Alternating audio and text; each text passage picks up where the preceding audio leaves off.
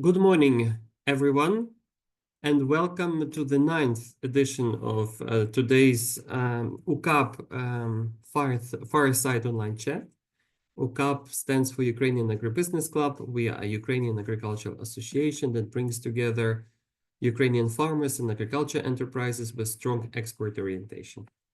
My name is Nazar Bobitsky. I am head of Brussels office of UCAB. And today we will be speaking about a very important topic for Ukrainian agricultural community, for Ukrainian farmers, the EU-Ukraine, the future of EU-Ukraine trade regime. And today we'll be discussing the position of the Ukrainian agribusiness community. And I think I should also say that today is the first day after the momentous consequential decisions taken yesterday in the White House in the US by Trump administration to impose so-called reciprocal tariffs on the rest of the world. We will see, of course, how far consequential this decision will be for multilateral trade, for trade between Europe and the US, for trade between Ukraine and the United States. But I think we are entering, of course, in a very tumultuous era, and of course, it is a very sad day for international trade, for multilateral trade system, and perhaps, for, let's say, the future of the world as a single place where everyone can trade, travel, and work freely and exchange ideas. Perhaps I'm wrong, but in any case, we are living in a very interconnected world, and of course, we cannot ignore the realities of the wider world as we'll be discussing the EU-Ukraine trade in agriculture. Today, we have a very distinguished audience, as always. We have together with us today Ms. Oksana Ismachko, Deputy Minister for European Integration in the Ministry of Agrarian Policy and Food of Ukraine. We are also expecting anytime soon Mr. Taras Kachka, Deputy Minister of Economy and Ukraine's Trade Representative. We are aware that Taras and Oksana have to have a conflicting agenda item today. They are expected to attend the Cabinet of Ministers meeting in Kyiv. So we are very grateful that Oksana found the time to be with us today. And we understand perhaps that Oksana may have a short time, so she will be given an opportunity to speak early on in our agenda. Today, we also have Alexandra Avramenko, Chair of European Integration Committee of UCAB. We have Maria Diduch, Director General, the Ukrainian National Agrarian Forum. Ukrainian National Agrarian Forum is an umbrella association bringing together Ukrainian agricultural associations. We are also very pleased to have Alice O'Donovan, Secretary General, European Liaison Committee for Agriculture and Agri-Food Trade, based in Brussels, and Yuri Sharanov, President of European Sugar Industrial Users Association, based in London. And I'm very pleased to give the floor for an introductory comments to set the scene to President of UCAB and the founder of this series of chats, Dr. Alex Lisitsa. Alex, please, the floor is yours. Thank you very much, Nazar. Good morning, everybody. Ladies and gentlemen, yeah, that's the ninth seminar, and actually everyone starts with a kind of historical decision or historical days. We have had the seminars where was happened something in the European Union, was happened something in the United States, and yesterday we have seen that the era of globalization has ended, and that's really the historical day. What we do expect, of course, over the next weeks and months, is the time of turbulences. After that, we'll start the new era. And which era will be that? We have discussed also with some colleagues yesterday during the meeting within the Global Club of Agriculture Leaders from the different countries of the world, and it looks like that can be two ways. The one is so-called deglobalization, meaning localization, or it can be kind of strong regional alliances between countries. And we are talking today about possible alliance between European Union and Ukraine for the future in terms of agriculture trade. And I'm pretty sure that that kind of cooperation between European Union and Ukraine can be even stronger than has been over the last 3 years if we will start to work together and we will start to go to talk together about the possibilities we have and not about the problems we had. And I think that seminar, what we have today, is exactly aiming that goal to start talking about possibilities. How can we work together after the June 25? How can we actually extend our cooperation end of the year and targeting the membership of Ukraine in the European Union with all the consequences. So yeah, I'm very happy having all of you here today with us. I'm pretty sure we will have a very good conversation today, and I wish all of us a very fruitful seminar. Thank you very much, and Nazar, go ahead. Thank you. Thank you very much, dear Alex. Thank you for setting the scene. And now I would like to turn to our distinguished government representatives. I believe that Taras Kachka, Ukraine's trade representative, is about to join us. Taras, are you with us? Probably not. Yes, I'm here we with you. go. Yeah. Welcome, welcome, Taras. We very much Yeah. appreciate So that you I'm with found. you. So sorry. So I'm. Yeah. Yeah. We hear you and see you It's well. like it's my privilege to speak to you. Yes. So you can hear me well and see me well quite well. Yeah. So I'm just like in the corridors of government. And I will have a meeting now. So that's why I'm like in this let's say governmental field. Environment, yes, conditions. So that's thank you for this invitation. Thank you for invitation for this conversation. I think that for us, Ukraine and the EU and agriculture is one of the, let's say, hot topics of discussion. In Brussels, we see the great attention of media and experts to this topic, and that's why almost everything I say, so that my colleagues are saying about trade is usually quoted quite extensively and also influences negotiations. So that's why I think that for me it's difficult to talk about different scenarios because sometimes they are considered as a suggestions from our side. But what I see as a major trends, so that first of all, I think that thanks to this attention, we already have a very profound discussions about future role of Ukraine in the EU internal market of agriculture, since we are integrating to the European Union. That's why it is extremely important to continue this discussion. So, however hot and difficult it could be, but it should continue. The second one is that by example, we see that Ukraine is a really support to EU farming community. So this is as well quite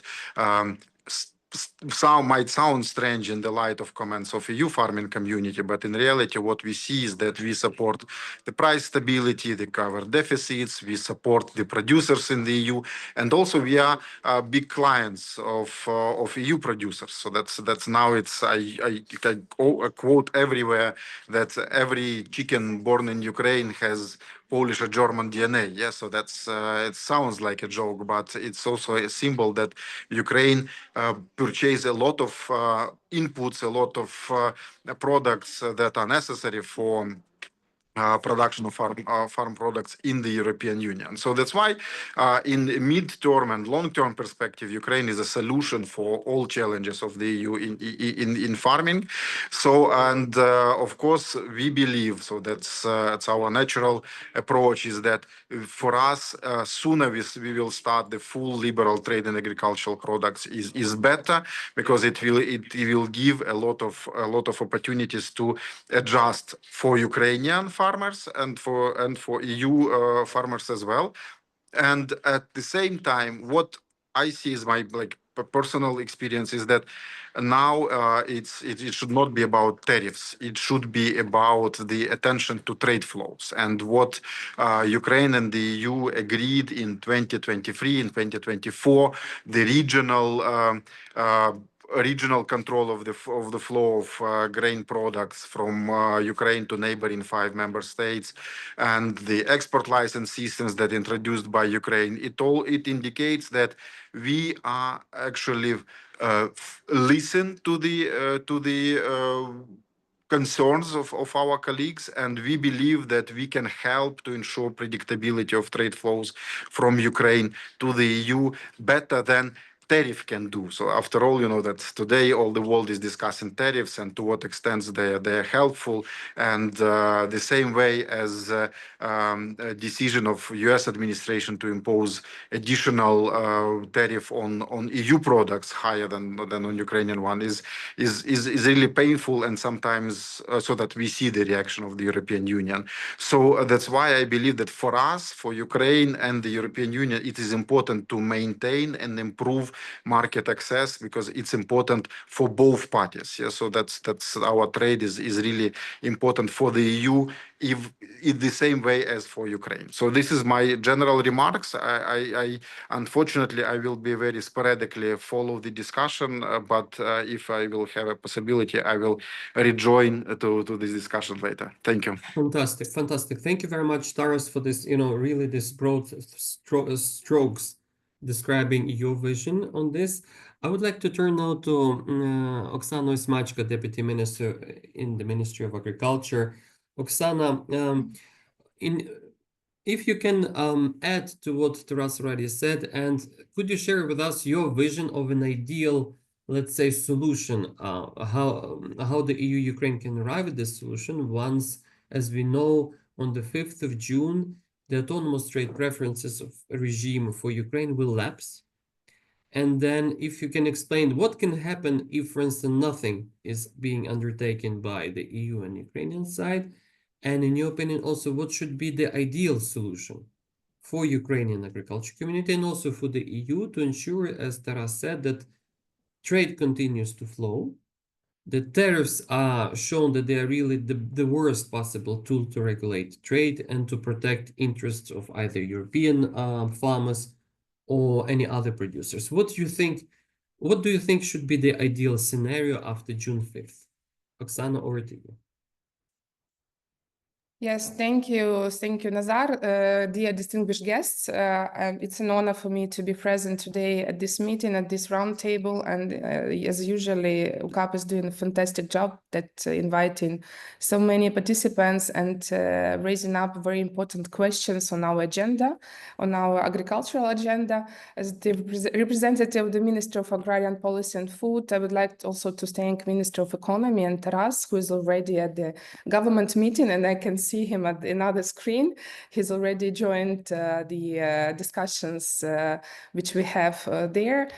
So really, I would like to thank Taras Kachka for his personal leadership and his participation in all processes, and for very good coordination between us, between our ministries, Minister of Economy and Minister of Agrarian Policy, in terms of discussion of trade policy and trade tariffs, which are currently working due to ATM regime, and what will happen after 5th of June this year. So the ministry is holding numerous meetings with all stakeholders of this process, taking into account all interests of Ukrainian agrarian business, and we hold numerous meetings with Euro commissioners and with Minister Hansen, with EU Commissioner Shevchevich, even before their official nomination, starting since October last year, and we are discussing the possibility of ATM extension. That was our position, because these trade preferences were introduced as the support to Ukrainian agrarian business, and it was indeed a big help to Ukraine. and for our producers. And as the war is not ended yet, we consider that this trade regime should be extended until we find the long-term solution.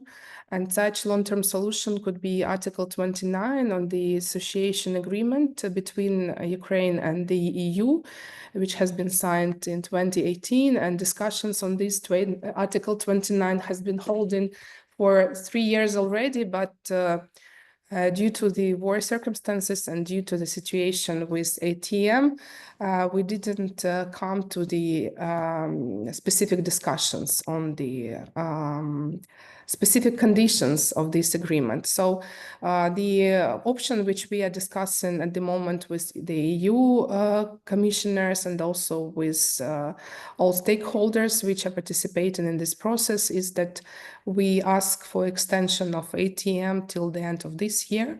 And at the same time, we will discuss the specific conditions for Article 29, because there are a lot of numerous products which are in the list on this article, and we need to have very detailed and careful discussions.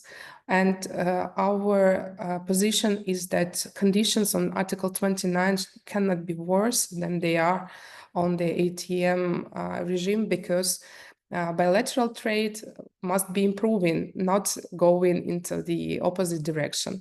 So that is our ultimate goal, what we are discussing now. And as you know, next week there would be a very big meeting in Brussels, the Association Council between Ukraine and the EU. And we are preparing for this visit for quite some time. On March 20, we hold a meeting between Ukrainian and Polish ministries of agriculture together with Ukrainian and Polish associations. There were more than 50 participants of this meeting, 4 hours of discussions, where we introduced the important role of Ukrainian agrarian business on the EU food security map. And we put it that way because if we don't look into this topic now, who will do? So we drew attention of Polish partners as the who is now the chair at the EU Council for these 6 months, that it is very important to have a predictable solution for Ukraine.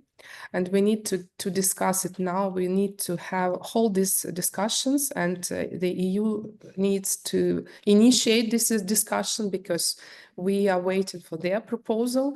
Until we have no offer and no proposal, we cannot approach this process in a more detailed way. Of course, it is very important that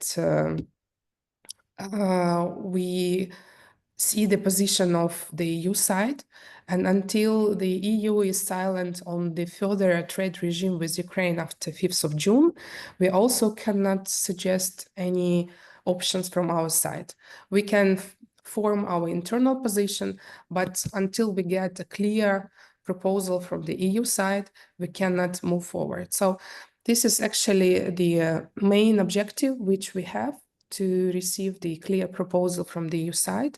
And this is our aim for the visit to Brussels. And I can speak about it openly because we addressed the EU commissioners, we addressed at the highest level, yes, representatives from both sides, and from Ukraine and from the EU side.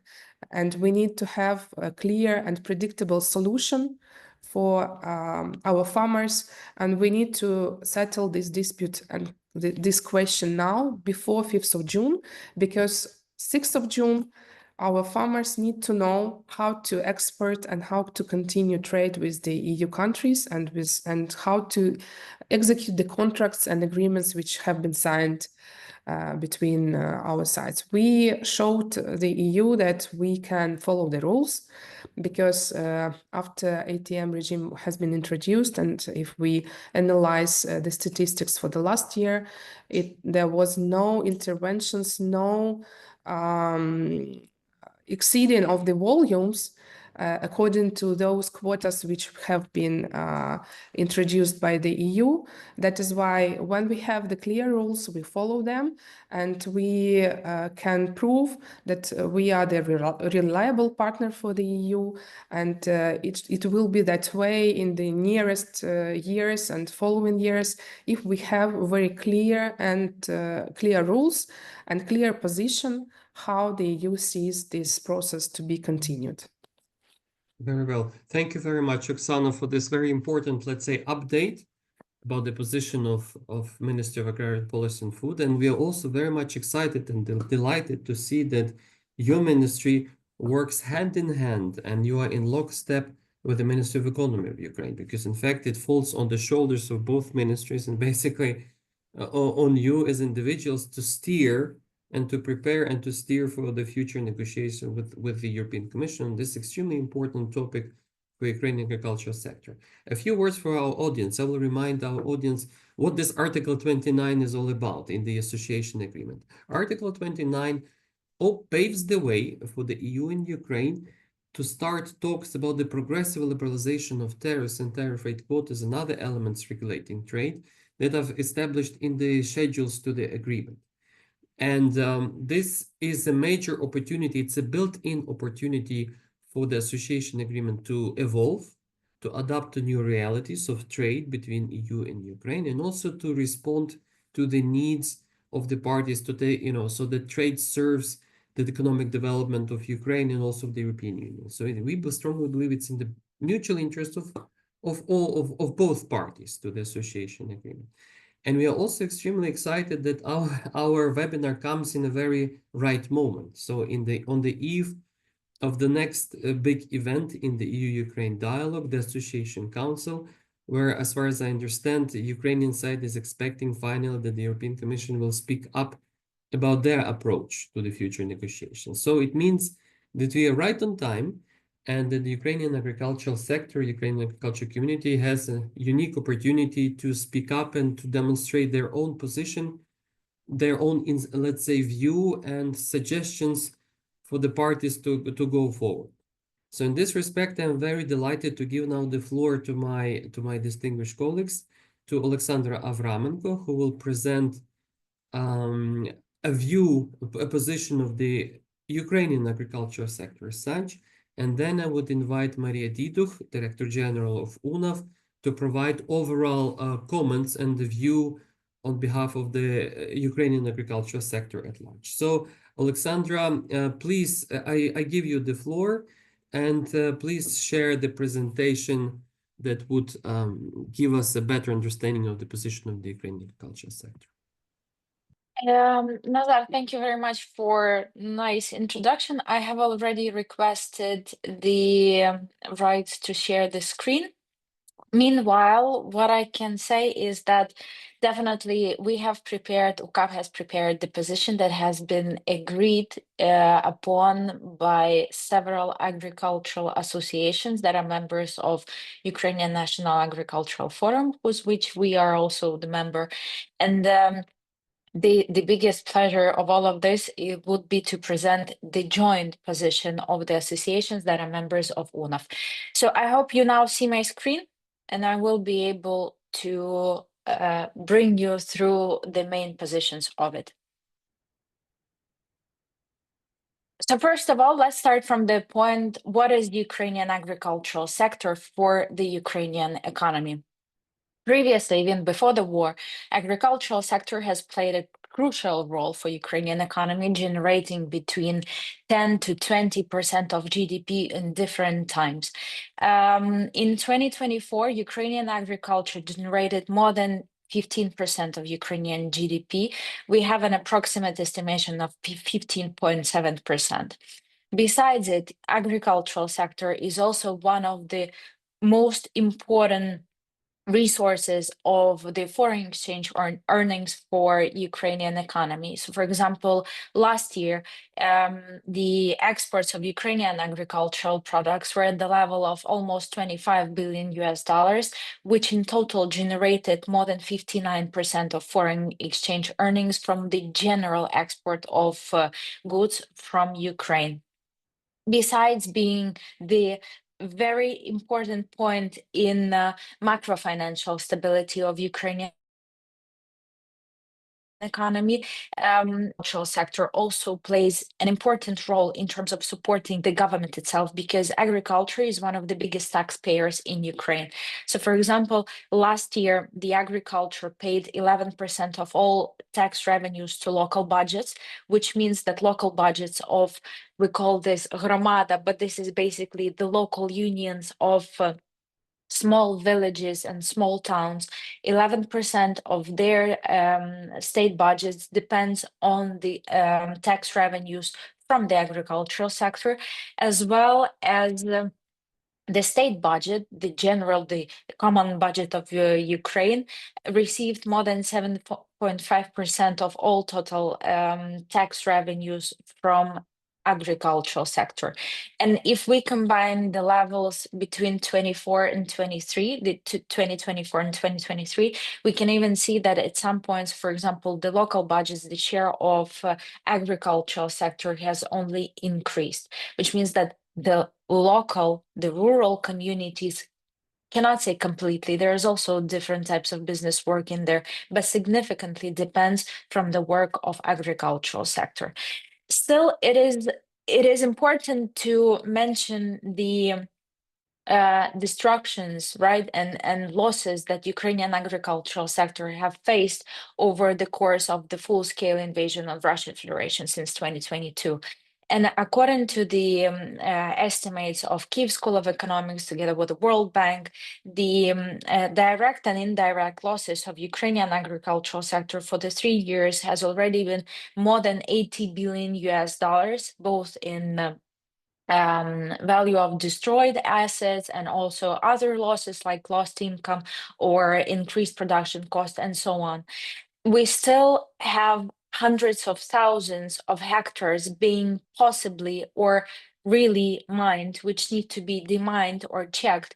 We also have people that are in rural areas, especially near the front line, also depend on the agricultural production and need to receive their support. And they also have the numerous destructions every day. So we need to keep this in mind and also need to work further in order to rebuild and renovate all of it. Oop.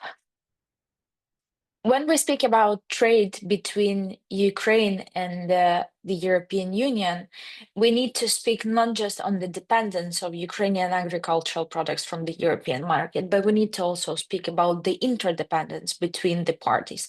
So first of all, yes, especially since the beginning of the full-scale invasion, the share of the European Union in the geography of the export of Ukrainian agricultural sector has significantly increased.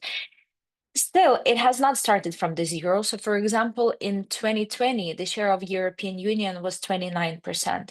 With the blockade of the seaports, with the inability to export through our usual export channels, the share of European Union increased due to inability to export to the traditional markets. So, for example, we can see in the chart on this slide that the share of, for example, Asia and Southeast Asia and Middle East and Africa was even more than total European Union.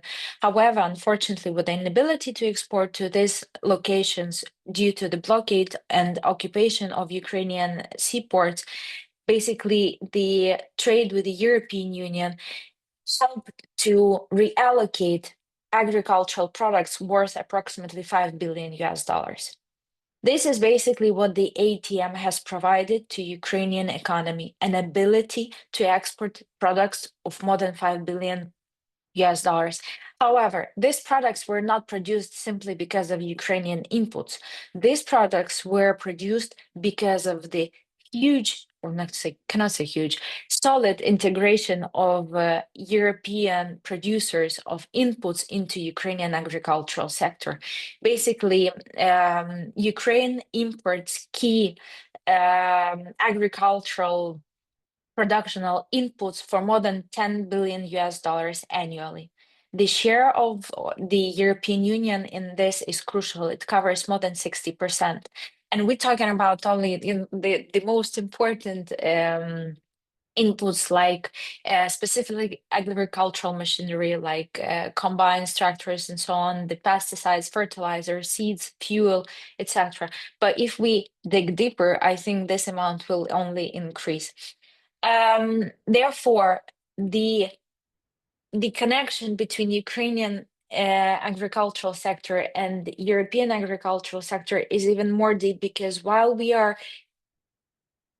Ukrainian agricultural sector is trying to be more deep into value chains of the European Union is already in Ukrainian agricultural value chains. So if we work further, the both sides only will win from this deeper and stronger cooperation. And now we come to the most important part of this webinar, is basically the suggestions of Ukrainian agricultural sector on how we can move further with the European Union. So first and foremost, the Ukrainian agricultural sector supports in general the idea of the revision and further liberalization of the DCFTA based on the Article of 29. This will provide us stability, predictability, and also bring us closer to the European Union, as it basically written in the association agreement, that the Article 29 can be utilized and exercised after the 5 years of the association agreement work and the DCFTA implementation, and therefore to bring closer and to further liberalize trade between the parties. Basically, in 2025, Ukraine has already applied the position or request to European Commission to revise the DCFTA. However, this was not exercised because of the start of the full-scale invasion. So with this, Ukrainian agricultural sector supports the idea. However, as Ms. Asmachka said before today at the welcoming speech, the main idea of further trade with the EU and further liberalization between the parties is not to make the trade flow worse than it already is, but rather to make it closer between the parties. Therefore, we see that the further trade with the EU can start with a full liberalization of trade in non-sensitive agri-food products. The logic behind this is very simple. We have completely liberalized trade since mid of 2022, and during all this time, the products, for example, that previously used to have the TRQs or import tariffs, they have not created any significant or any impact on the European market, as European farmers had not shown that there are any problem with this type of products. And also we understand that we have sensitive products with the European Union in terms of trade and agriculture, and the further liberalization in this sensitive products would be a bit of a problematic. So we understand that we can move further with this, but it can be managed and controlled. What is also important is that we need to finalize the negotiations on the Article 29 before the expiry date of the current ATM, before the June 2025. If we do not manage to finalize these negotiations, Ukrainian trade with the EU will automatically return to the DCFTA version of 2021, with more than 20 TRQs, with the import tariffs, with other trade barriers that will definitely create an economic problem for Ukraine. And if parties realize that the Article 29, the exercise of Article 29 will be impossible till that time, we still need to have predictability. We need to have at least the continuation of current ATM with the current levels of products and the restrictions till the finalize of the negotiations. Otherwise, both sides might see some problematic outcomes, which we will discuss a bit later. So what will bring the return of the DCFTA version 2021 to Ukrainian economy? According to our own calculations and estimations, the automatic return to the trade that was under the DCFTA in 2021 will bring us to the point where the Ukrainian economy will see the economic shock in terms of losses of foreign exchange earnings up to 3.3 billion euros till the end of 2025, and also further decrease of the GDP of Ukrainian economy. So first of all, 3.3 billion euros. This amount will be will be accumulated due to the fact that Ukrainian agricultural producers will not be able to diversify their export because of still partially blockade of Ukrainian seaports. What I mean by partially, I mean that currently Ukrainian seaports can only work with the bulk products, but all the packed, finished or semi-packed products, they are exported only through the solidarity lanes. With the high cost of logistics, even through the solidarity lanes, Ukrainian agri-food products, they are less competitive on their traditional markets. Therefore, if we will not be able to compensate the loss of traditional markets with the European market, basically these products might not be even produced. This is how we are going to have losses, not just in the earnings because we will not be able to export this product, but because also the products will not be produced, and that's how the Ukrainian GDP will be dropped. Also, regarding the GDP, very important point in this. Besides the 2.5% of possible loss of GDP till the end of 2025, with the forecast from the National Bank of Ukraine of possible recovery in the level of 3.6% of GDP, we might not receive any recovery this year. This is basically what we are risking to see. But besides it, we will also, Ukrainian budget might not receive enough taxes, so the drop in tax payments would be approximately 4%. And I need to remind you that Ukrainian military efforts, they are fully funded by Ukrainian taxes. They are fully funded by the state budget, and the losses in taxes will definitely will definitely influence our possibility also to defend, given all the already difficult circumstances we have right now with the, let's say, deglobalization, tariffs, and also the support of Ukrainian military efforts from our partners. What is also important is that Ukrainian agriculture will drop by almost 8%. I should remind you one more time that the local budget, they also depend a lot from the Ukrainian agricultural sector, and drop in the 8% will also significantly decrease the possibility of normal work of the governments and also in social infrastructure in rural areas, which would also lead to further, unfortunately, worsening of the situation in Ukraine.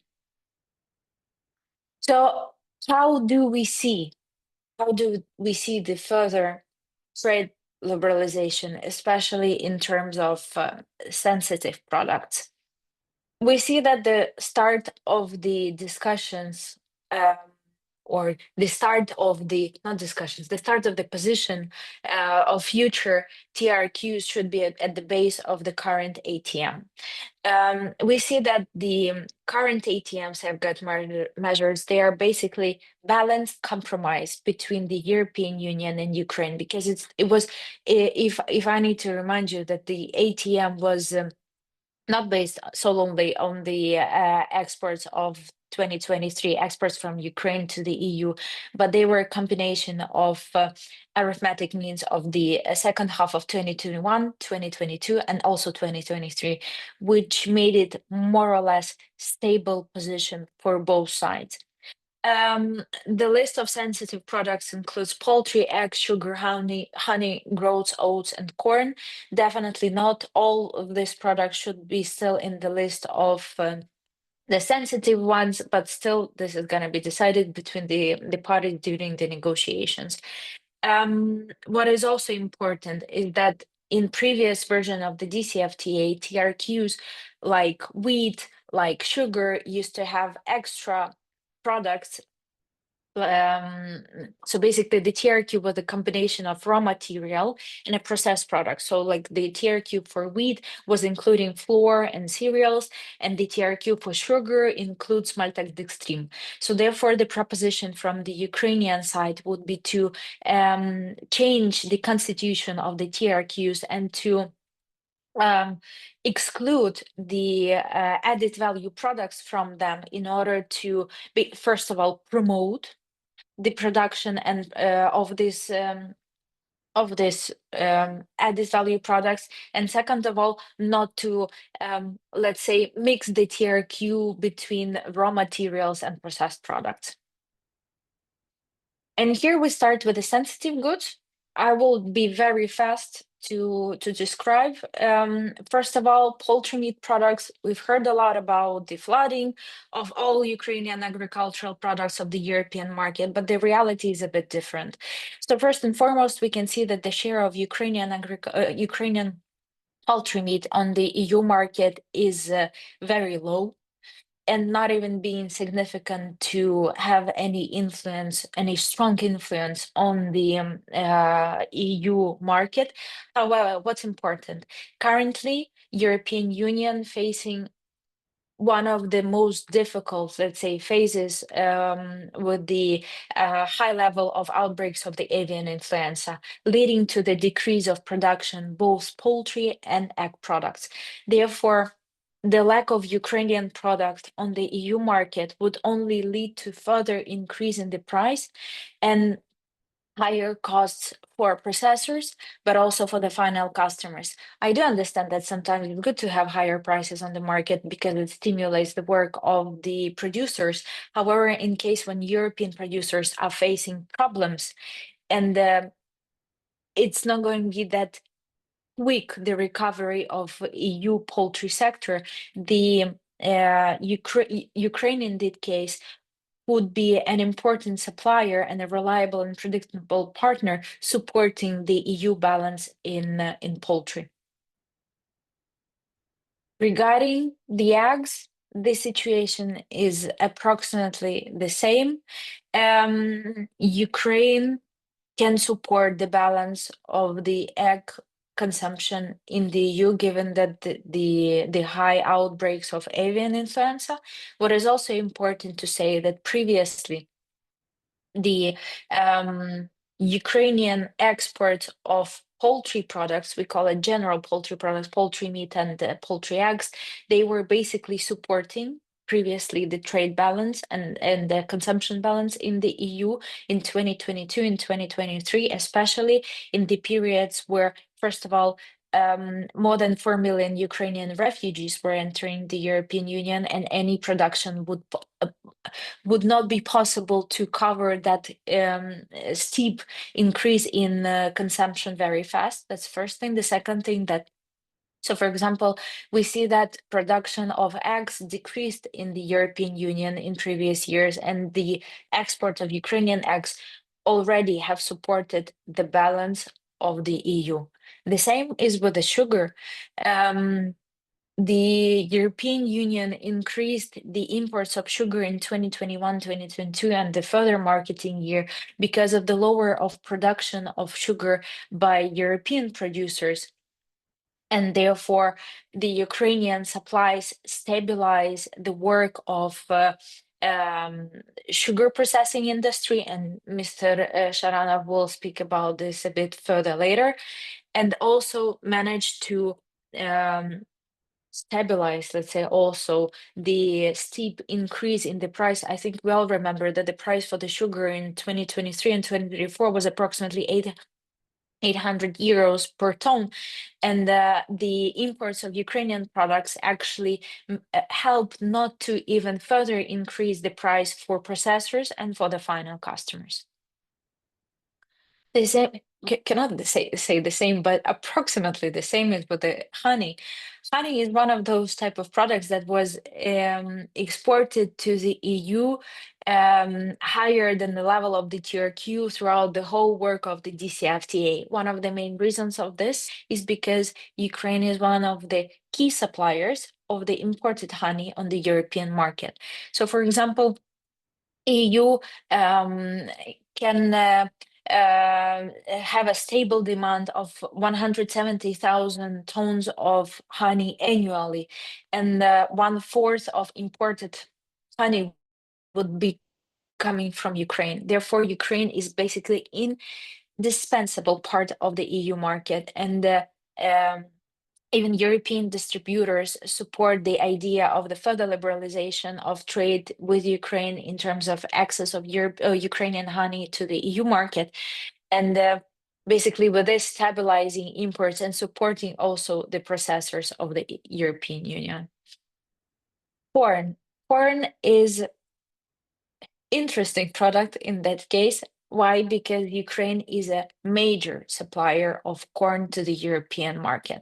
Basically, the figures show that Ukraine throughout the years was supplying different amounts of the corn, starting from 7 million tons in 2014, and also the record high was 14 million tons in 2019.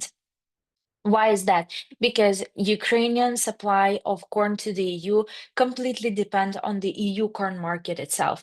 If there is not enough of harvest or the processing in the EU increases, Ukraine is always there as a reliable and stable trading partner, supporting the trade and consumption balance of the EU. Still, one thing I want to say is that last year, Russia was also one of the key suppliers of corn to the European Union, which should not be the case.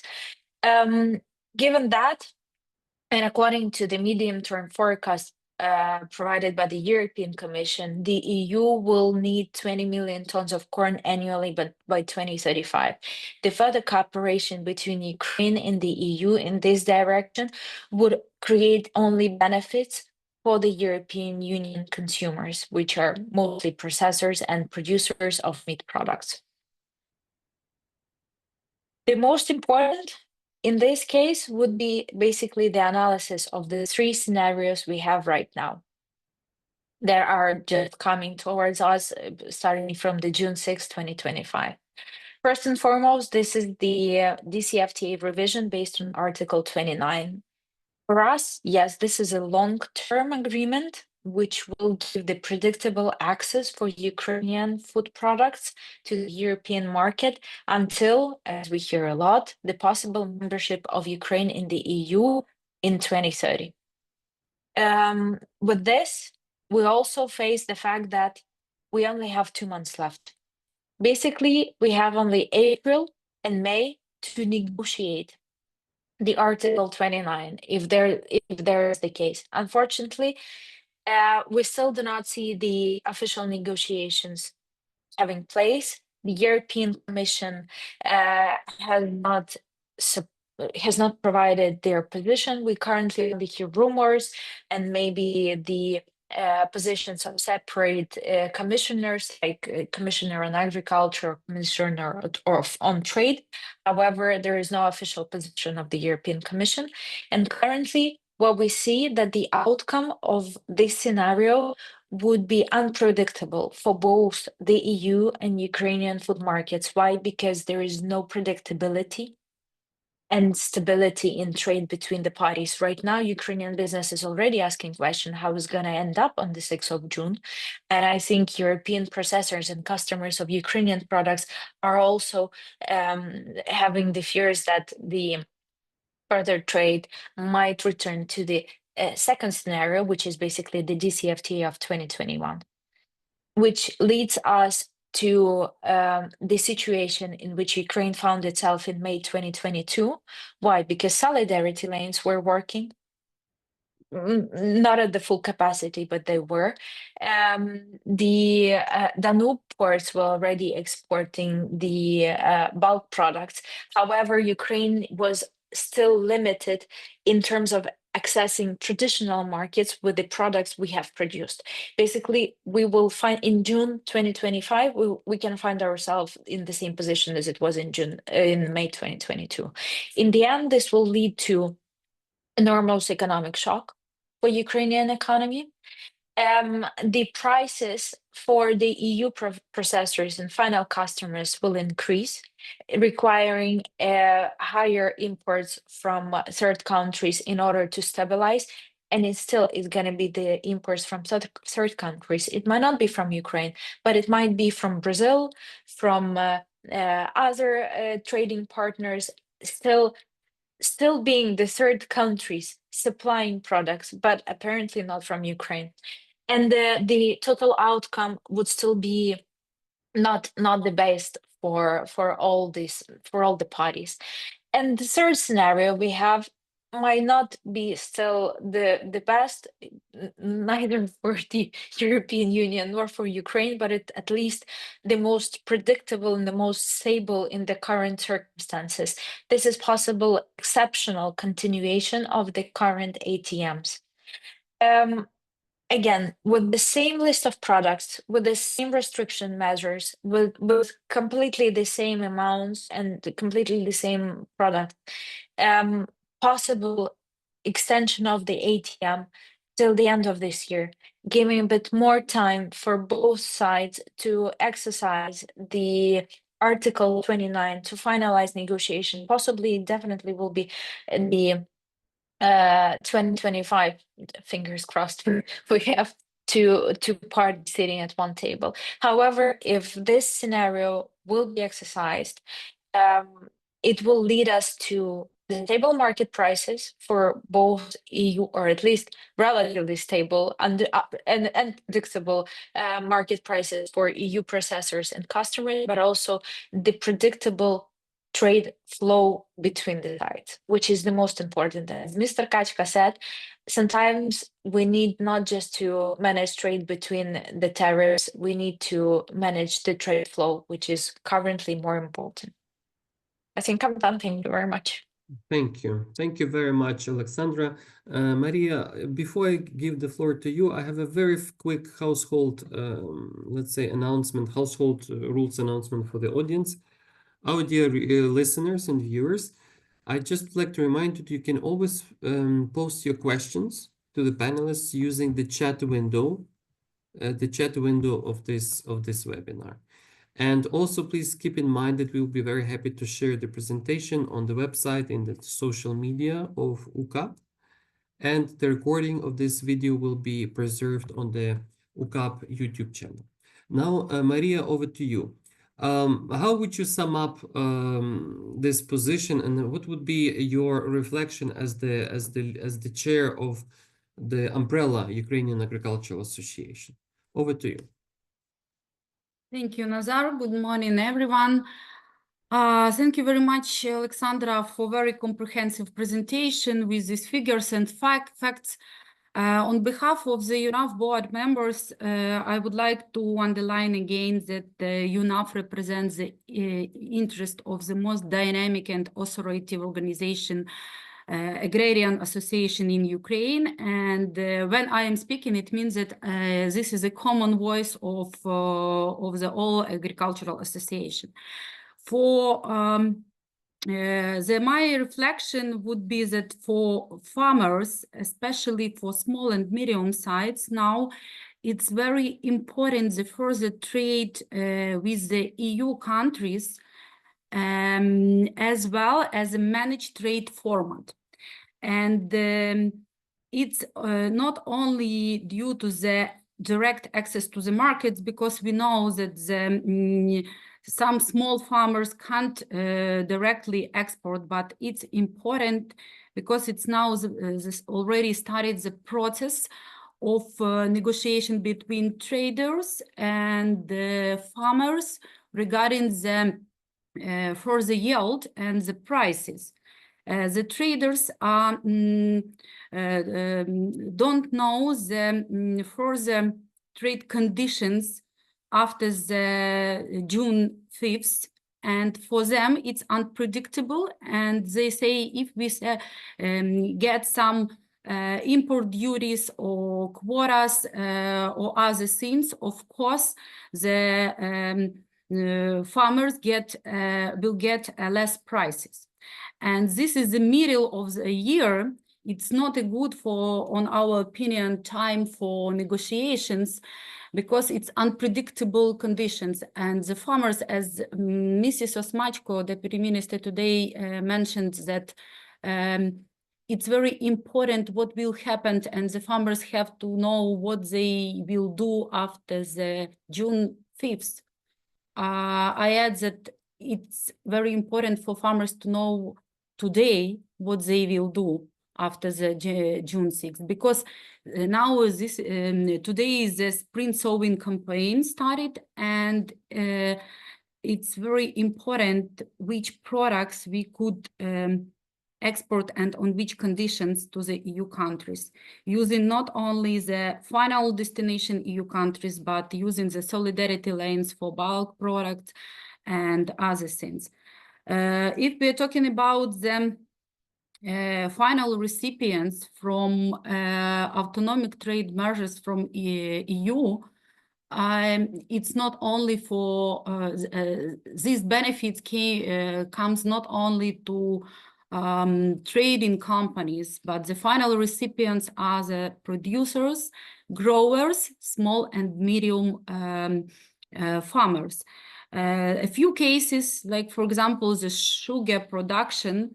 In sugar production chain, a lot of farmers are involved, and they have to know today what they have to sow and what is the area of sugar beet, because the sugar production companies, Ukrainian sugar production companies, has very limited bank of land for cultivation sugar beet, and they buy all sugar, 60% of sugar beets from farmers. So the final recipient of all benefits of trades, it's small and medium farmers. And the second example, which I would like to represent, that why it's very important now for farmers, that when the war started in 2022, when the exports, seaports were blocked, the solidarity lanes were launched, and for traders it was a shock to re-switch to another ways, to another export ways. And we saw now inside at UNAF the picture that medium producers, farmers, which grow their own products, they jumped into this niche. They very quickly found the partner at EU countries, and they started to export by themselves. So this these instruments provided by EU, like solidarity lanes and automatic trade measures,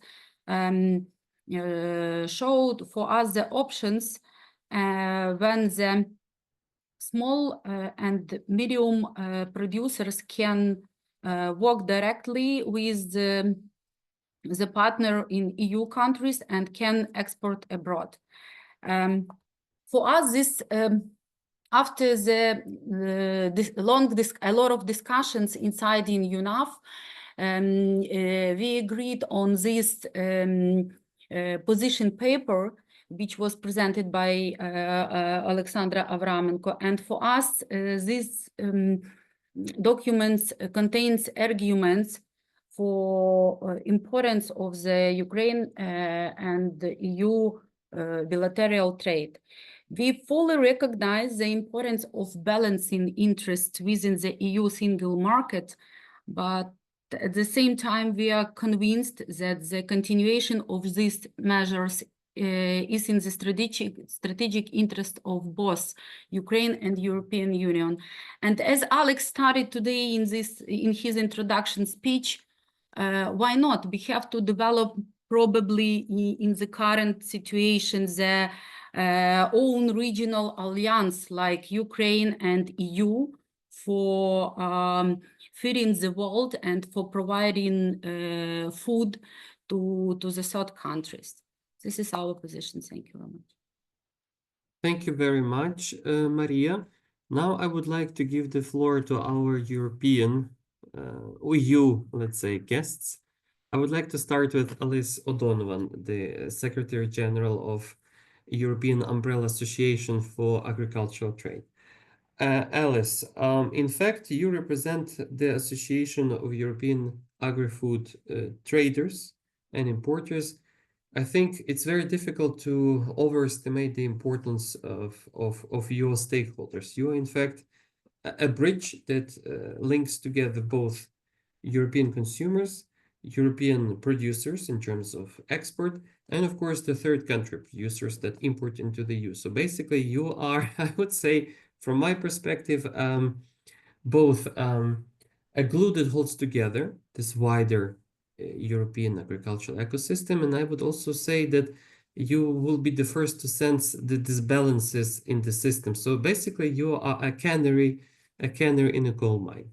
Anything that goes wrong brings disbalance, I think your stakeholders are the first to notice and to raise red flags. So for us, it's extremely interesting to hear the perspective from Selka about the EU-Ukraine trade in agriculture.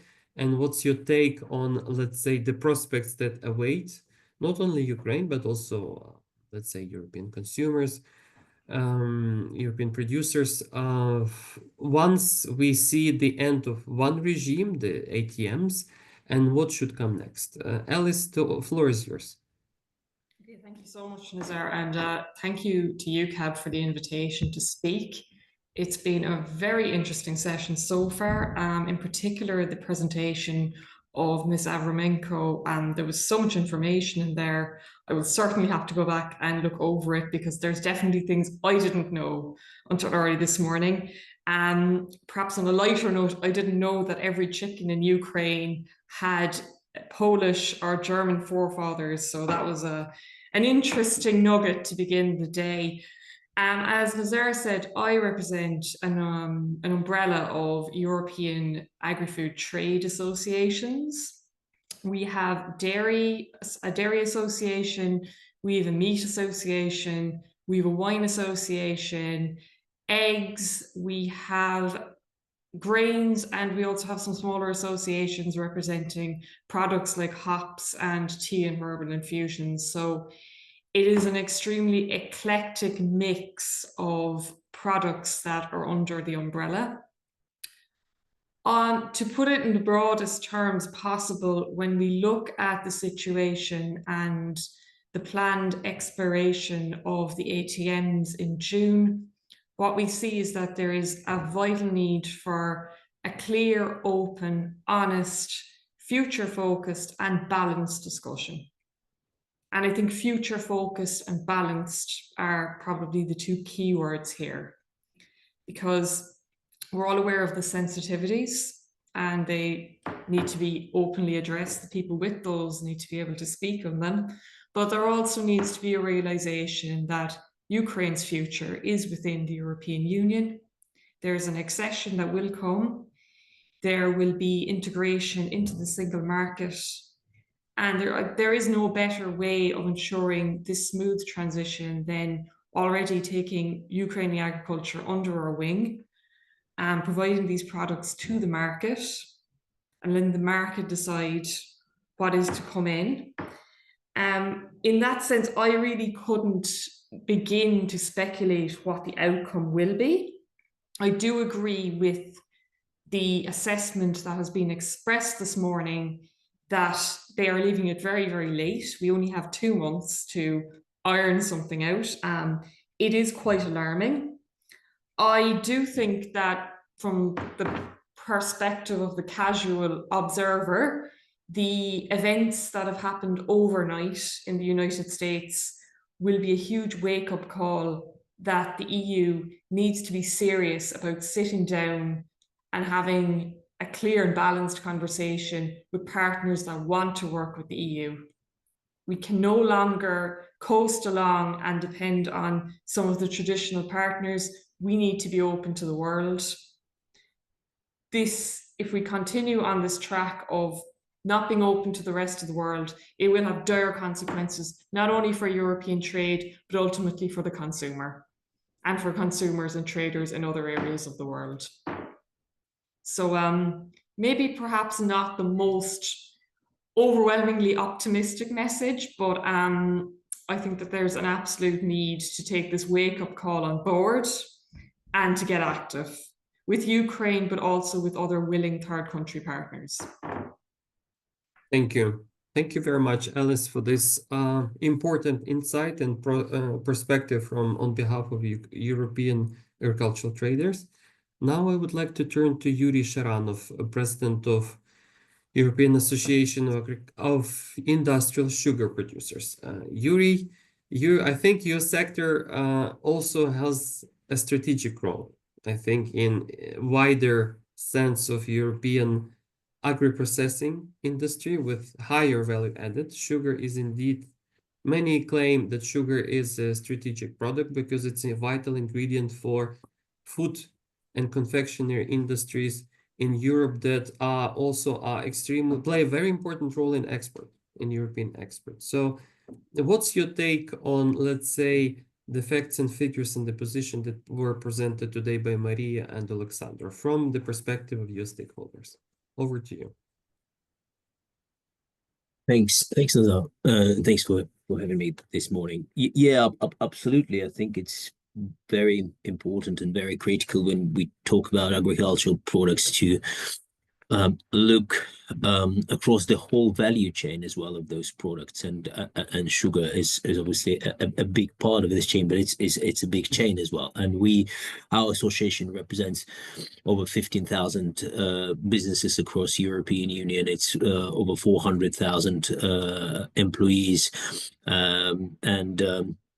and yes, we as well, we're responsible for a pretty sizable part of high value added products export out of European Union. So we export over 6 million ton of confectionery and sugar containing products. And if you look at it, it's probably like we export even sugar out of European Union, sugar more than even sugar industry does itself. So and that sugar is in high value added products, so which always a big impact to the economy.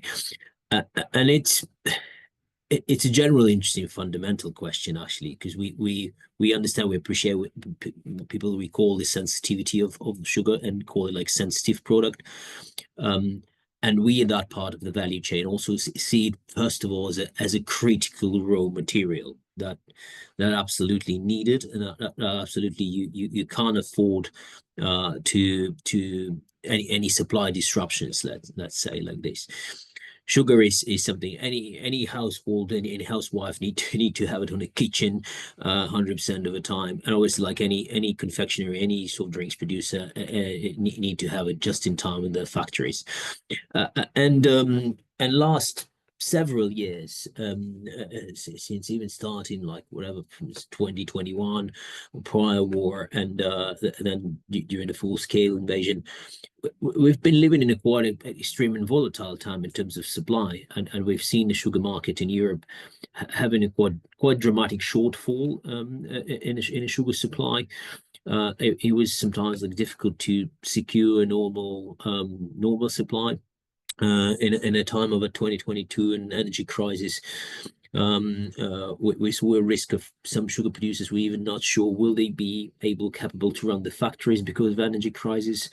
And so on and so forth. So it's been extremely volatile, and during that time, obviously Ukraine has supported with the supply of sugar and helped to balance this shortfall and prove itself as very reliable, agile, flexible partner and supplier to the origin. Speaking of the impact of the market. From that supply, from the flow, just recently a University of Göttingen and a Department of Agricultural Economics and Rural Development has published a very interesting and comprehensive study actually dedicated to that topic, the impact of the sugar supply from Ukraine to European market. And it's quite interesting. I would recommend to everyone to read it. I can share the link as well. You can simply find it, but it's also like demonstrated that okay, Ukraine is not something like to be blamed for whatever effect on the prices, because if the sugar market, like in Europe, is in a dramatic shortfall, is in a big deficit, it simply attracts, the prices are very high, it simply attracts any sugar from the world. And if it wasn't Ukraine, anyone who would do it, like would import it. It would be sugar from Brazil, from Central Americas, from any other origins, and because it was simply needed, because our members can't afford just not to run the factories, not to produce the products.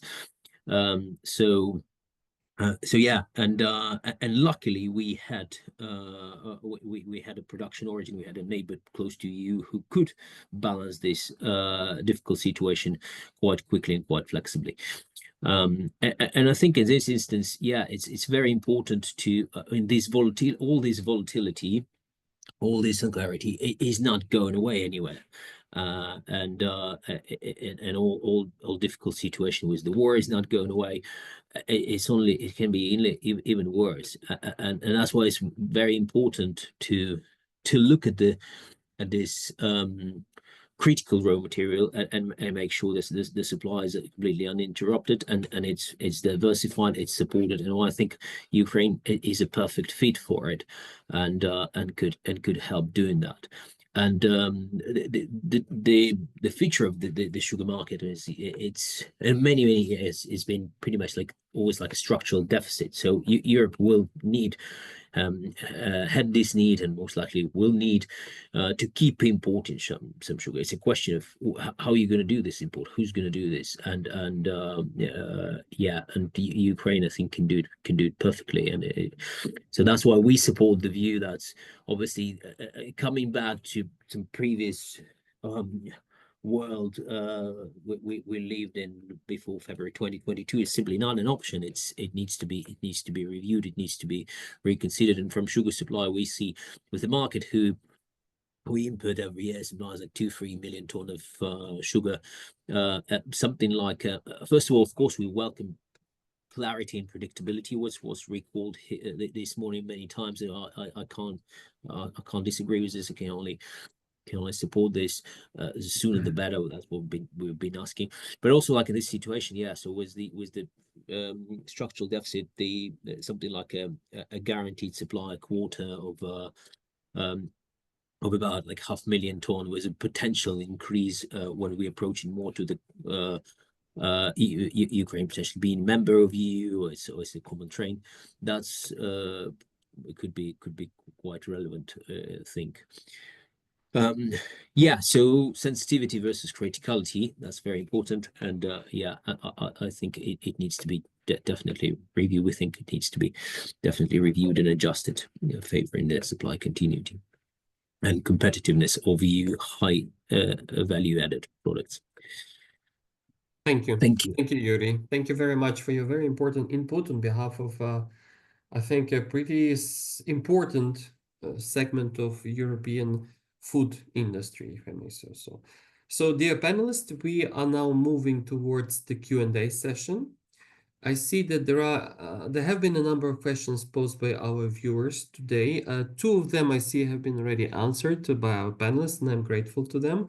But there are two open-ended questions, and one I would start probably from the second one about the wheat exports. A reader, no, a viewer is asking that yes, Ukraine has been exporting large amounts of wheat into the EU, mostly to the Mediterranean member states, and what would be the potential effect from cutting back to DCFTA pre-war quotas for exports of wheat? I understand perhaps the question could be from the perspective of Ukrainian exporters, but perhaps I think the question could be very relevant for European consumers of wheat, particularly maybe, I understand, animal feed wheat varieties. Who would like to pick up this question among our panelists? I think I will reply to Go this. ahead, Alexander. Yeah. First and foremost, we do understand that the European Union is a leading producer and also exporter of the wheat. We do understand, but also our joint role in this case would be stand against the increasing role of the Russia on the world market. I think I should remind you that I think some experts, oh, I forgot who exactly that was. I think it was FAO. Don't want to blame anyone on saying that, please do not quote, but I will find it and I will post it separately. There is a forecast that in 2035 Russia would be the biggest producers of cereals in the world. How in that case EU will stand in the world market, especially if Ukraine will not be a part of the European Union at that time. So that's one thing to consider. On the other hand, Ukraine is already in the value chains of production of meat products, where Ukrainian wheat is used as a fodder for animals. Therefore, we have that high levels of exports to Spain, because Spain is one of the biggest pork producers in the EU. How it will end up for us? It will end up by losing approximately $1 billion. That's one thing. The other thing would be also the possible losses for the EU producers, which we unfortunately cannot calculate. But for that, we need definitely to speak more with the consumers of those wheat and corn that we export. So I think that would be as an answer. Thank you. Thank you very much, Alexandra. The second question we have is, I think, to Maria Diduch. It's about the question about small and medium-sized farmers and their losses. Maria, if you could have a look. The question is to enlighten our audience about Ukrainian small-scale farmers, who they are in terms of land use, the share in production of agricultural products in Ukraine, etc. So, Maria, the floor is yours if you wish to pick up this question. Thank you. Thank you very much for this question. I got it. It's not the first time, because very often people ask it about this. Unfortunately, or it's happy for Ukrainians, but our small and medium and big one size, it's not the same as in EU. Because in Ukraine, there are a lot of arable land, and even that in 2024, we have only 23 million hectares of arable land which cultivated. And for us, this questions regarding size is very tricky. We don't have in our Ukrainian legislation the definition, the exact definition about small farmers, or medium and which sizes. We have the definition in tax code regarding the revenue, and it's not related directly to the farms. But in our understanding, as we investigated the market and the data, for us, we have in Ukraine the separate part like households, private households, which are about 20% of all production, it's in households, and the definition, it's according to the bank land, it's very small, up to a few 1 or 2 hectares. Another one, it's micro, it's up to 40 up to 5 hectares, and other all farms up to 1,000 hectares of cultivated land. In our understanding, it's small. From 100 up to 500,000, it's medium size. Above 1,000 hectares, it's a big one. The recent, but it's our own calculation and our own dividing own meaning. The recent Ministry of Agricultural Policy figures, they divided the agricultural producers due to agricultural production share. And the ministry mentions that the small Now the share of small farmers in production, it's about 23%. The share of medium, it's about 36%. And the another one, it's big one.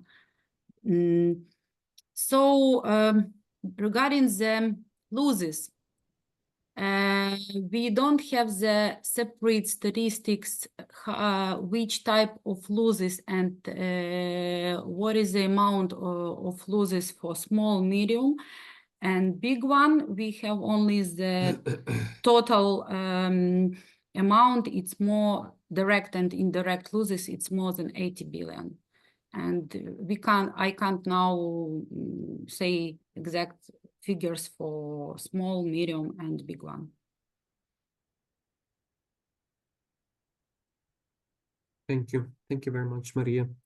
There are two more questions coming up as we were debating our topic.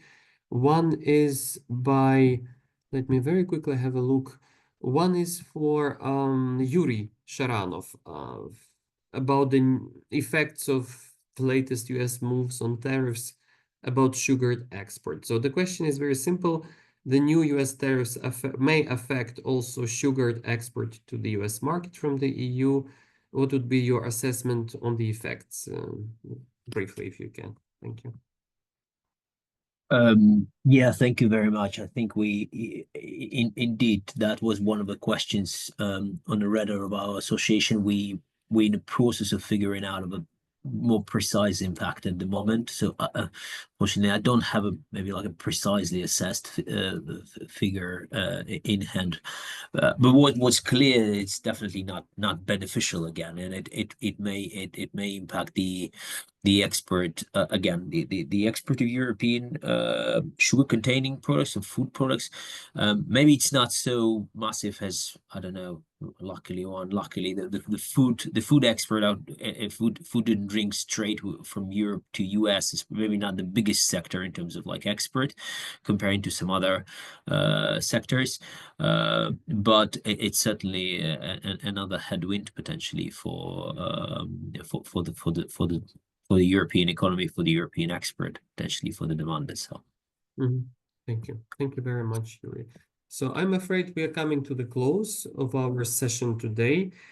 I think it was a very interesting discussion, and I think also it was a very timely discussion, both in a very, very dramatic global context after yesterday's events in Washington, and also on the eve of very consequential decisions that may be taken, or at least the very consequential debate that will take place next week in Brussels at the EU-Ukraine Association Council, where our leaders from Ukraine and the EU will discuss also the future of EU-Ukraine economic and trade relationship.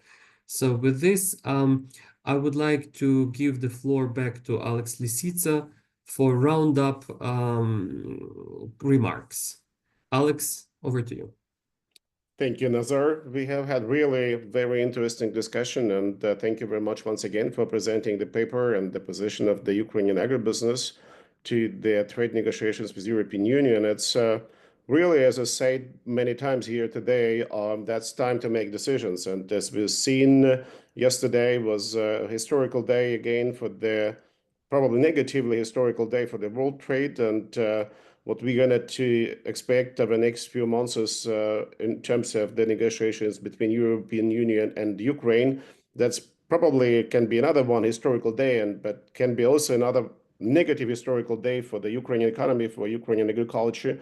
And we hope, all of us, I think, hope to avoid that. And that's probably the message, the key message from the meeting today is that to encourage the European Union to start real negotiations about the trade agreement between Ukraine and the European Union. At least we have to know what's going to happen in June.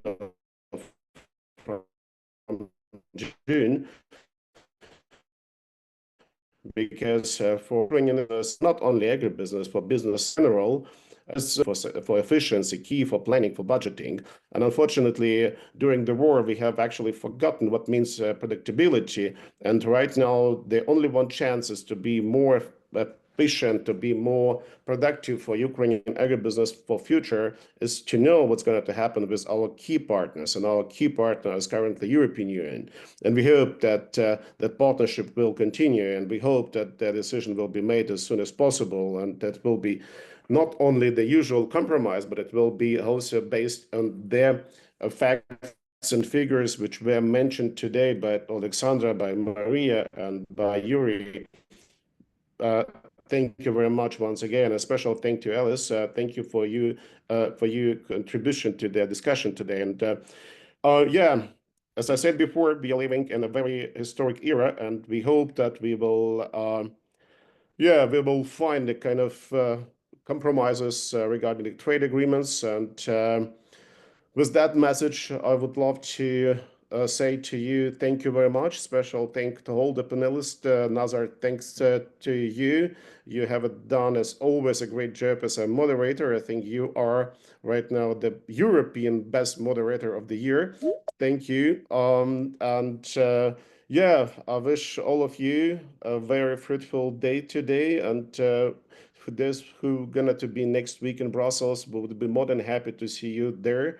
Ukrainian Agribusiness Club, together with partners, organizes the first time actually a special session on that summit. So we do invite you to join us there, and we will discuss with you, with other participants, all of the issues which will be practically interesting for Ukraine, but not only for Ukraine, but also for the European Union. Thanks once again, and I wish all of you a very good day. Yes, indeed. Thank you very much, dear Alex, for your very kind words. I would like indeed to remind to inform our audience that next week, 10th and 11th of April, there will be EU-Ukraine Business Summit organized by the European Commission, the EU Polish presidency, and the government of Italy. And UCAB is very honored to be invited to hold the agricultural investment panel on the margins of this event. It will take place on the 11th of April. So we do invite everyone to visit the page of EU-Ukraine Business Summit and to register and to attend if you have a possibility. That was the 9th edition of UCAB Online Fireside Chat, dedicated to a very consequential issue for EU-Ukraine trade relations in a very consequential time and era for global trade and for global, let's say, economic exchange. My name is Nazar Bubitsky. I'm the director of Brussels office of UCAB, and I remind our audience that our event will be recorded and available to you later online on the UCAB YouTube channel. Please stay tuned and follow the UCAB events. Thank you, everyone, and have a good day. Thank you. Bye. Thank you. Thank Bye. you. Stay safe.